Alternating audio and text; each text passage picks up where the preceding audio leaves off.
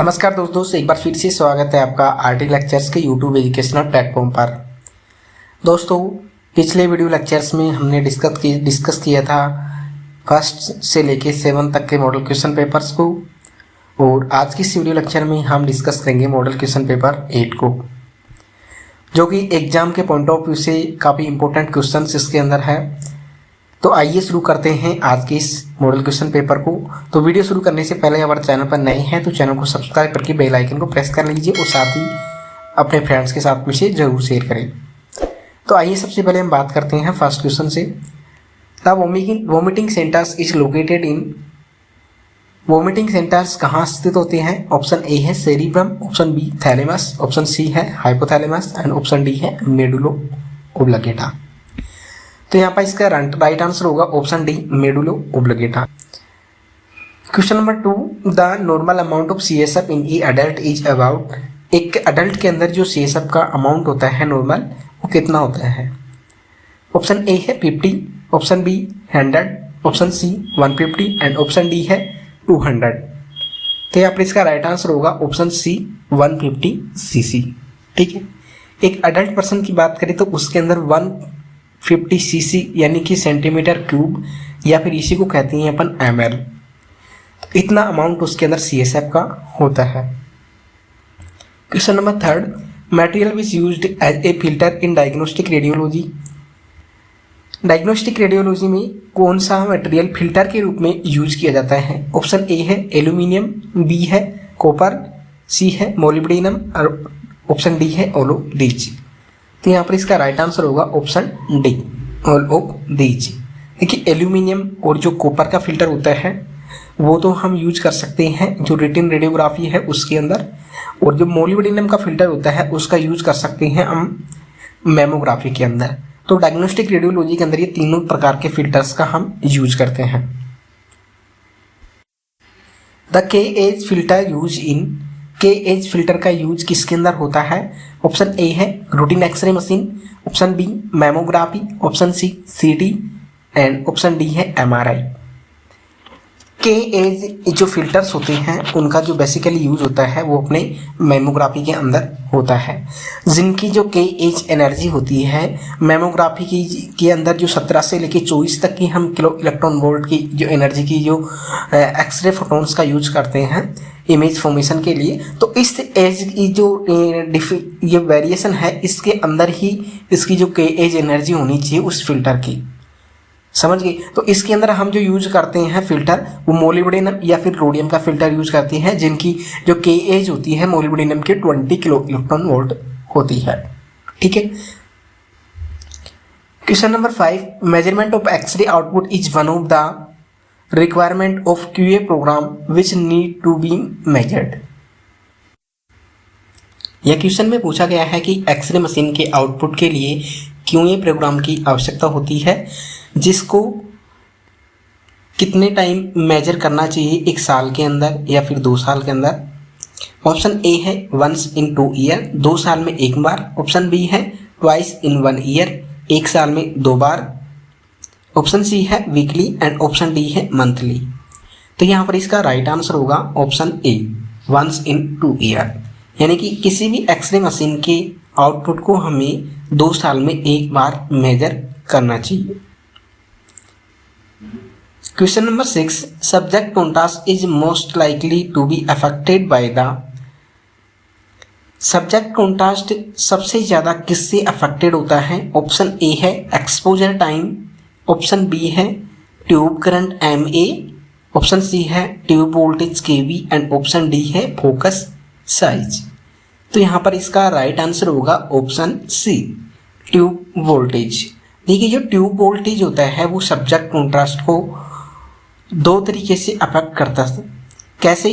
एक तो ये इलेक्ट्रॉन्स जो एक्सरेज होती है उनकी इंटेंसिटी को इंक्रीज करता है ट्यूब वोल्टेज, और साथ ही साथ ये क्वालिटी को भी इंक्रीज करता है एक्सरेज की।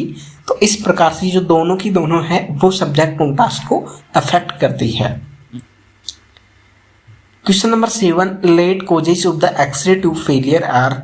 एक एक्सरे ट्यूब के फेल होने के लेट कॉजेज क्या क्या हो सकते हैं, क्या क्या कारण हो सकते हैं बाद में मतलब लेट फेलियर होती है कोई एक्सरे ट्यूब, तो उसके क्या क्या कारण हो सकते हैं। ऑप्शन ए है gassy tube due to tungsten vapour, tungsten की वेपर के कारण ट्यूब का गैसी हो जाना। ऑप्शन बी है failure due to filament due to constant heating progressive thinning of filament, filament के फेल होने के कारण, जो कि कॉन्स्टेंट लगातार से जो हीट होता है और जिससे जो फिलामेंट की जो प्रोग्रेसिव मतलब लगातार थिनिंग होने लगती है, तो उससे फिलामेंट फेलियर हो जाता है। ऑप्शन सी है progressive pitting of the anode area, anode area की लगातार पिटिंग होना।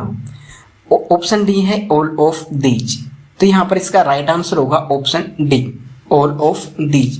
तो ये सभी जो पैरामीटर्स होते हैं वो एक एक्सरे ट्यूब के लेट फेलियर होने के कॉजेज हो सकते हैं। Question number 8, early causes of X-ray tube failure are, एक एक्सरे ट्यूब के जल्दी ही फेल हो जाने के क्या क्या कारण हो सकते हैं। ऑप्शन ए है ओवर हीटिंग, यानी कि ज़्यादा हीट कर दिया जाए मशीन के एनोड को। ऑप्शन बी है मैकेनिकल डैमेज ऑफ फिलामेंट या फिर ग्लास एनवलप, ग्लास एनवलप या फिलामेंट का मैकेनिकली डैमेज हो जाना। ऑप्शन सी है इलेक्ट्रिकल फेलियर। ऑप्शन डी है एनी ऑफ दीज, तो यहाँ पर इसका राइट आंसर होगा option D, any of these, इनमें से कोई भी।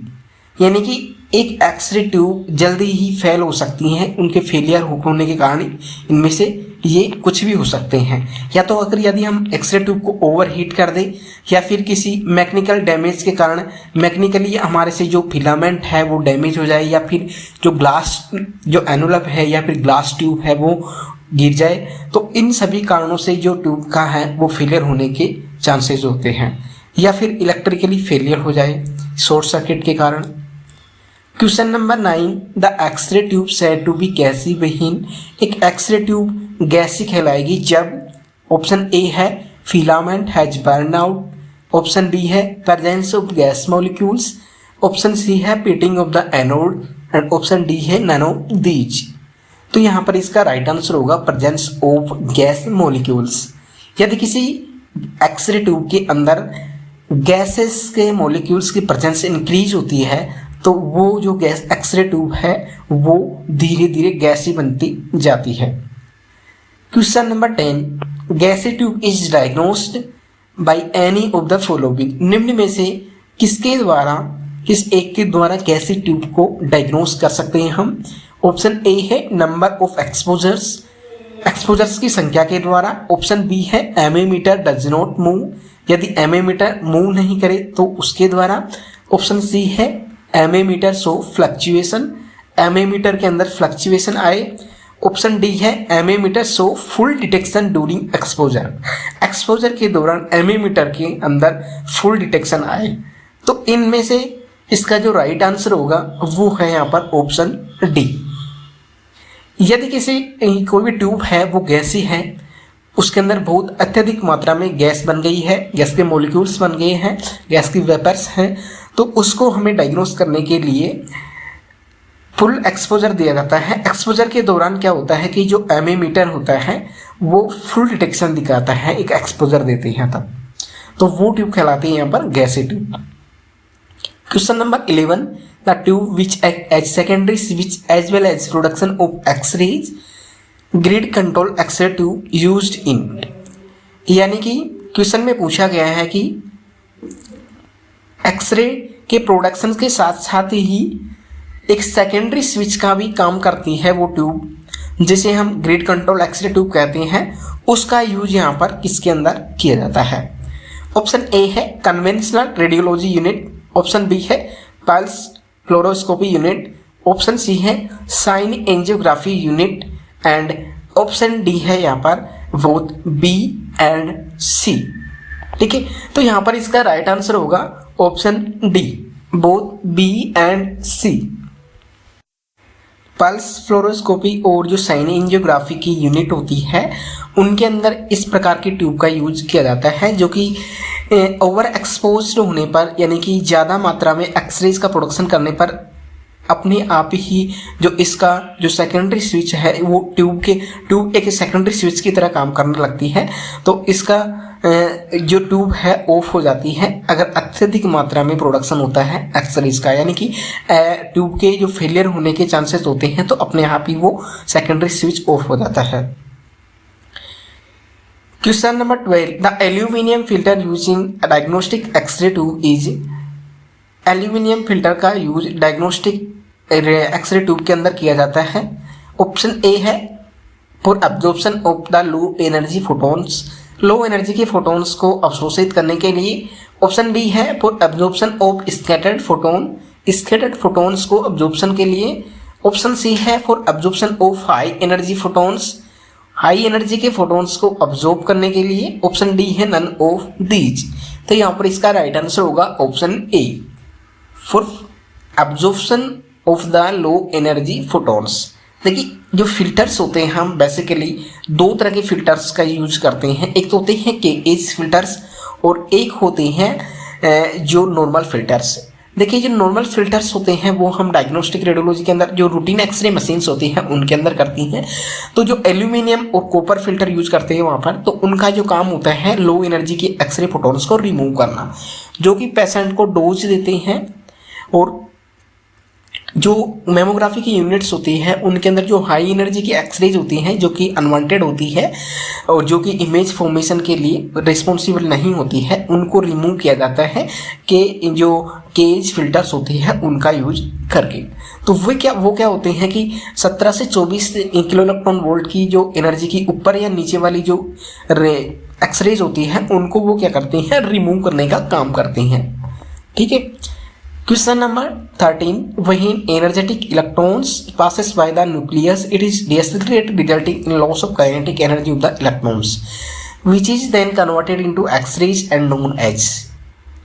जब जो एनर्जेटिक इलेक्ट्रॉन्स होते हैं किसी न्यूक्लियस से पास आउट होते हैं तो वो डीएक्सेलरेट होते हैं उसके फील्ड के अंदर, तो रिजल्टिंग वहाँ पर जो उनकी जो काइनेटिक एनर्जी होती है उसके अंदर लॉस होता है और वो कन्वर्ट होता है एक्सरे के रूप में। तो उसे हम किस फिनोमिना के नाम से जानते हैं? ऑप्शन ए है ब्रेमसेस्टलंग रेडिएशन, ऑप्शन बी है characteristic radiation and option C है leakage radiation and option D है नन ऑफ दीज। तो यहाँ पर इसका राइट आंसर होगा ऑप्शन ए ब्रेमसेस्टलंग रेडिएशन। जिस भी फिनोमिना के अंदर यदि इलेक्ट्रॉन का इंटरेक्शन या फोटोन का इंटरेक्शन या इलेक्ट्रॉन है यहाँ पर, इलेक्ट्रॉन का इंटरेक्शन यदि न्यूक्लियर फील्ड से होगा तो उस कंडीशन में क्या होगा, इलेक्ट्रॉन अपनी एनर्जी लॉस करेगा और वहाँ से जो एनर्जी लॉस हुई है वो ब्रेमसेस्टलंग रेडिएशन के रूप में रेडिएट होती है। Question number 14, which increase in the atomic number of the target material. यदि हम टारगेट मटेरियल के एटॉमिक नंबर में इंक्रीज करेंगे तो उसके साथ में क्या प्रभाव होगा? ऑप्शन ए है efficiency of production of bremsstrahlung radiation increase, option B है high energy X ray increase, option C है both A and B and option D है नन ऑफ दीज। तो इसका राइट आंसर होगा option C both A and B. यदि हम उसके target material के जो एटॉमिक नंबर है मटेरियल का, यदि हाई एटॉमिक नंबर का मटेरियल हम यूज करते हैं तो उस केसेस में क्या होता है, जो ब्रेमसेस्टलंग रेडिएशन या ब्रेमसेस्टलंग फिनोमिना होता है उसके जो प्रोडक्शन की एफिशिएंसी होती है वो इंक्रीज होती है। ठीक है। और साथ ही साथ तो इंक्रीज होगी तो वहाँ पर जो हाई एनर्जी की एक्सरेज इंक्रीज होंगी, बिकॉज जो करैक्टरिस्टिक्स और ब्रेमसेस्टलंग रेडिएशन में देखें हम तो जो ब्रेमसेस्टलंग रेडिएशन होती है उनकी एनर्जी हाई होती है। तो जैसे ही हमने एटॉमिक नंबर इंक्रीज किया तो जो यहाँ पर जो ब्रेमसेस्टलंग रेडिएशन के प्रोडक्शन की जो कैपेबिलिटी एफिशिएंसी होती है वो इंक्रीज होती है कंपेयर टू करैक्टरिस्टिक्स एक्सरेज। ठीक है। करैक्टरिस्टिक एक्सरेज क्या होगी, कम होती जाएंगी और ब्रेमसेस्टलंग रेडिएशन क्या होगी, अधिक होती जाएगी। ठीक है। Question number 15, X ray generators provides, X ray generator provide किए जाते उपलब्ध कराते हैं। ऑप्शन ए है electric power to energize X ray tube, option B है mechanism to select technique appropriate for a given examination, एक दिए गए एग्जामिनेशन के लिए एक टेक्निक का सिलेक्शन करना, ऑप्शन सी है to protect X-ray tube from possible overload situation, possible overload situation से एक्सरे ट्यूब को प्रोटेक्ट करने के लिए, ऑप्शन डी है ऑल ऑफ दीज। तो यहाँ पर इसका राइट आंसर होगा option D all of these. एक एक्सरे जनरेटर वो होता है जिसके अंदर ट्रांसफॉर्मर्स होते हैं, रेक्टिफायर्स होते हैं एंड कंट्रोल कंसोल होता है। तो ये एक पूरे एक्सरे जनरेटर को बनाता है। उसका जो काम होते हैं एक्सरे ट्यूब को एनर्जी देना और किस टेक्निक का हमें सिलेक्शन करना है किसी एग्जामिनेशन के लिए, वो भी हम एक्सरे जनरेटर के थ्रू ही करते हैं कंट्रोल कंसोल के ऊपर। और किस प्रकार से हम एक एक्सरे ट्यूब को ओवरलोडिंग की सिचुएशन से प्रोटेक्ट कर सकते हैं, ये भी एक एक्सरे ट्यूब के द्वारा ही एक्सरे ट्यूब जो एक्सरे जनरेटर होते हैं वो ही प्रोवाइड करवाते हैं। Question number 16, step up transformer supply high voltage to X-ray tube as. Step up transformers होते हैं वो एक्सरे ट्यूब को हाई वोल्टेज सप्लाई करवाते हैं किसके रूप में। ऑप्शन ए है increase the voltage and decrease the current, voltage को इंक्रीज करते हैं और करंट को डिक्रीज करके। ऑप्शन बी है decrease the voltage and decrease the current. Option C है increase the voltage and increase the current and option D है decrease the voltage and decrease the current. तो यहाँ पर इसका राइट आंसर है option A increase the voltage and decrease the current. देखिए step up transformer तो क्या होता है कि वोल्टेज को इंक्रीज करने के लिए और इंक्रीज करने के लिए यूज किया जाता है एक एक्सरे जनरेटर के अंदर, और स्टेप डाउन ट्रांसफार्मर होते हैं वो वोल्टेज को डिक्रीज करने के लिए यूज किए जाते हैं। ठीक है, और जो ऑटो ट्रांसफार्मर होते हैं वो स्टेप अप ट्रांसफार्मर और स्टेप डाउन ट्रांसफार्मर दोनों के अंदर वोल्टेज सिलेक्शन के लिए यूज किए जाते हैं। Question number 17, voltage change across the transformer is proportional to turn ratio. Option J की जो वोल्टेज ट्रांसफार्मर होते हैं, जो ट्रांसफार्मर के अंदर जो वोल्टेज चेंज होता है वो किसके समानुपाती होता है, टर्न रेशियो के। किस प्रकार से प्रोपोर्शनली होता है टर्न रेशियो के, यानी कि जो वोल्टेज है वो टर्न रेशियो पर किस प्रकार से डिपेंड करते हैं। ऑप्शन ए है inversely proportional, B directly proportional, C no relation and D none of these.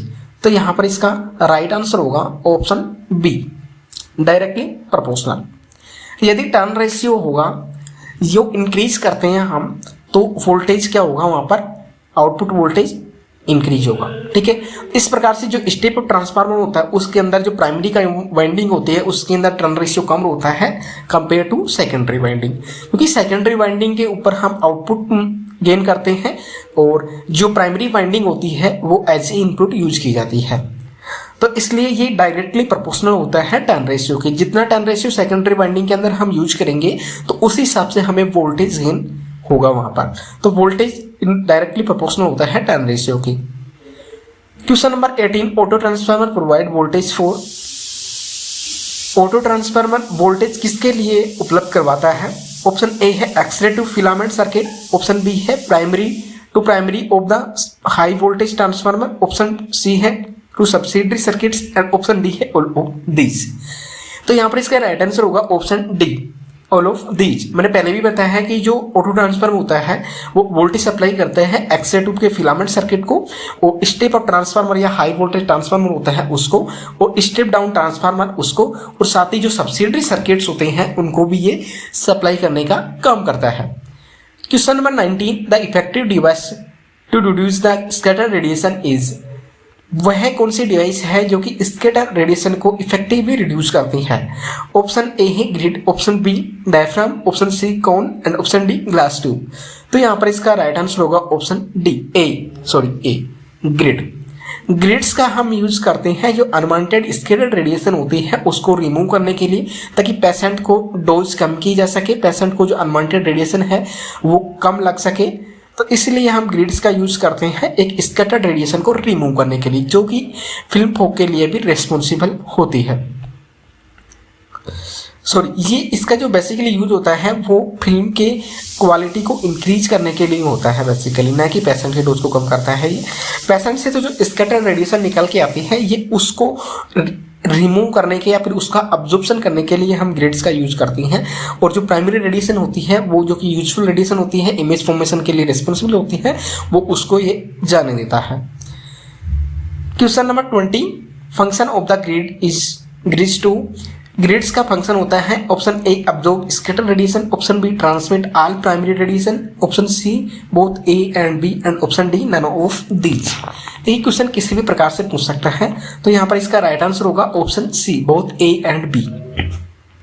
जो ग्रिड का मुख्य फंक्शन होता है प्राइमरी रेडिएशन को ट्रांसमिट होने देना और स्कैटर्ड रेडिएशन को क्या करना, अब्जॉर्ब करना। ये दोनों ही फंक्शन क्या होते हैं, एक ग्रिड को होते हैं। तो दोस्तों आज की वीडियो लेक्चर कंप्लीट होता है यहीं पर। कैसी लगी आपको वीडियो लेक्चर कमेंट बॉक्स में जरूर बताएं और साथ ही इसे अपने फ्रेंड्स के साथ में जरूर शेयर करें। और अगर आप चैनल पर नए हैं तो चैनल को सब्सक्राइब करें और साथ ही बेल आइकन को प्रेस करें। आज के लिए इतना ही, मिलते हैं अपने नेक्स्ट वीडियो लेक्चर के अंदर। तब तक के लिए bye bye. Thank you so much for watching.